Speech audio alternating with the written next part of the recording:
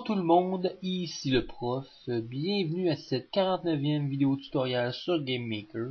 Et aujourd'hui, au menu, nous avons une petite fonction très pratique, c'est la fonction du pause. Et oui, le pause, vous savez, cette petite fonction qui vous permet de mettre le jeu en attente pendant que vous fassiez quelque chose d'autre, on sait jamais, un téléphone qui sonne, une petite envie d'aller à la salle de bain, ou simplement le goût d'aller se faire un petit café.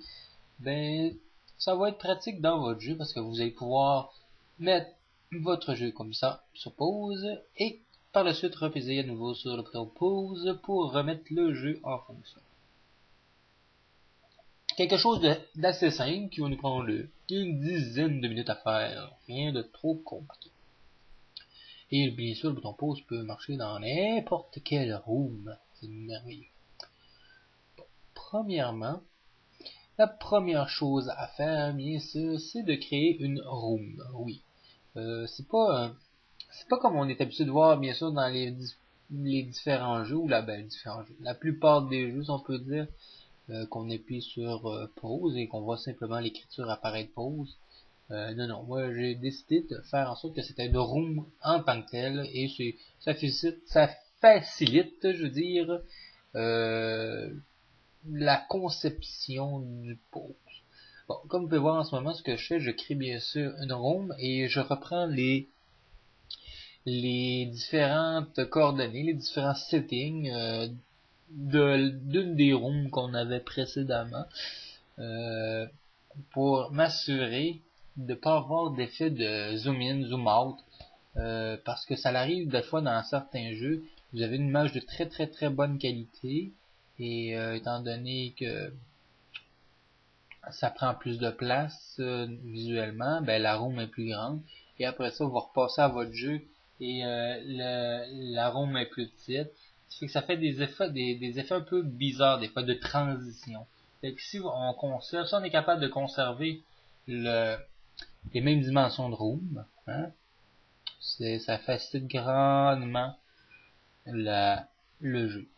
En tout cas, le jeu, ça facilite pas le jeu, mais ça facilite techniquement, visuellement, la transition, c'est plus agréable. À la limite, on s'en rend même pas compte de la transition. Si quand on s'en rend compte, c'est là qu'on se pose la question si on devrait faire un petit ajustement. Bien sûr, pour votre room qui va servir de pause, c'est important de créer un background, quelque chose qu'on fait pas souvent en tout cas dans mes vidéos. Mais cette fois-ci, c'est pratique de créer un background. C'est que vous allez passer par le petit icône qu'il faut cliquer comme d'habitude pour créer le background. Et par la suite, vous avez le choix d'aller chercher une image différente.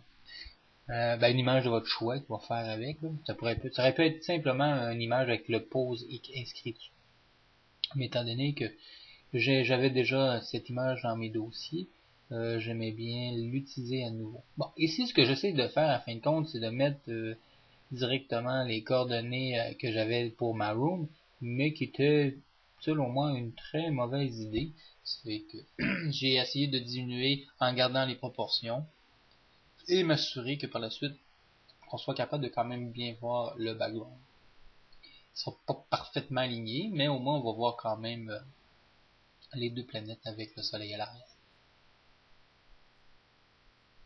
Je dis les deux planètes, ça se pourrait que ce soit la Terre avec la Lune, là, puis le soleil, là. Ça se pourrait. Bon, par la suite, ce que je fais, je choisis, ça c'est du gossage, je sais le terme, là, mais ça, quand on sait pas quelle police utiliser en partant, ça peut devenir assez long. Puis, tu sais, j'essayais quand même d'avoir une police qui avait quand même un certain lien avec la série, hein. C'est quand même des Castlevania, ce que je voudrais pas genre des LED ballons, on s'entend, des styles un peu trop des petites affaires de clown que tu vois que ça marche comme pas la police là en rapport à ce que tu veux faire. Ici je cherchais la couleur, mais à fin de compte il faut simplement cliquer, aller chercher de la couleur dans le nuancier, ouais, là, puis ça nous donne bien sûr la couleur qu'on veut. Ça fait que ça, c'est le background hein, que j'ai modifié pour me servir après ça dans ma room. Étant donné que j'ai ma room, je vais simplement aller chercher l'image que j'ai besoin, que j'ai créée en tant que background. Ce que je fais souvent, c'est que je crée des objets, moi, qui me servent de background. Mais quand vous avez l'occasion de faire vraiment le background, c'est mieux de le faire parce qu'après ça, on n'a pas besoin d'y toucher, il reste là. Ce qui est un inconvénient des fois, quand c'est des objets, on a tendance à les déplacer ou même à les faire carrément disparaître en ajoutant un autre objet. La deuxième étape consiste dans la création des boutons. Des boutons, de deux boutons en fin de compte. Hein? Ben, deux boutons. C'est une manière de parler parce que c'est pas des boutons qu'on va appuyer dessus, c'est comme on fait d'habitude quand on fait une icône de musique, ben l'objet est là, puis si la room part, ben la musique part. Ben ici c'est un objet qui va nous permettre de faire en sorte que quand on appuie sur une touche, ben il va faire en sorte que le jeu va tomber en pause. Okay? Mais il faut en faire deux. Il faut faire le bouton qui permet de mettre sur pause, et il faut le bouton qui permet aussi de redémarrer le jeu, de faire play en fin de compte. Excusez, hein, des fois vous vous rendez peut-être compte que j'utilise des termes anglais, non, excusez, des termes anglais comme play pour jouer, là, mais je trouve que des fois c'est pas mauvais de mélanger un peu l'anglais. Hein. On apprend des termes en anglais. Hein. Prenez ça pour un côté plus pédagogique que de la paresse ou que je connais pas mon français. Ouais, c'est plus ça. En même temps, tu sais, dans l'informatique, l'anglais est quand même peut-être plus dominant, si on peut dire ça de même. Bon, ok. Là, ce que je fais, j'ai créé un bouton, hein, un objet, j'ai choisi mon sprite pose, j'ai fait l'événement que si j'appuie sur P, il va aller au niveau pause que j'avais créé auparavant, la room pause, et ça va enregistrer la game. Mais, là, il y a une erreur. L'erreur, c'est que j'aurais dû avant, quand je fais sur pause, enregistrer ma game et après ça, aller à la room. Ce que ça va créer comme bug, ben, vous allez le voir tantôt, je sais pas vous le dire, mais je vais vous le réexpliquer quand ça va arriver.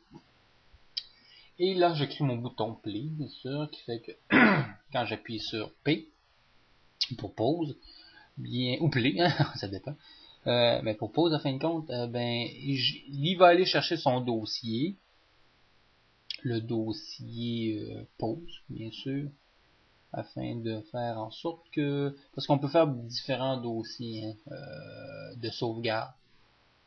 Il faut simplement changer la variable, ou ben, en tout cas pas la variable, mais le nom de la sauvegarde dans un certain sens. Dans ce cas-ci, la sauvegarde c'est pause. Ici, bien sûr, j'ai bien mis dans la room que je vais utiliser le niveau de 1, j'ai mis l'objet qui va faire la fonction de pause, et dans la room qui a la pause, j'ai mis l'objet qui va permettre de faire play. Bon, ici, ben, je voulais tester avant. Oh, c'est pas une bonne idée. Il faudrait que je teste le pause avant de me tirer dans le trou, hein.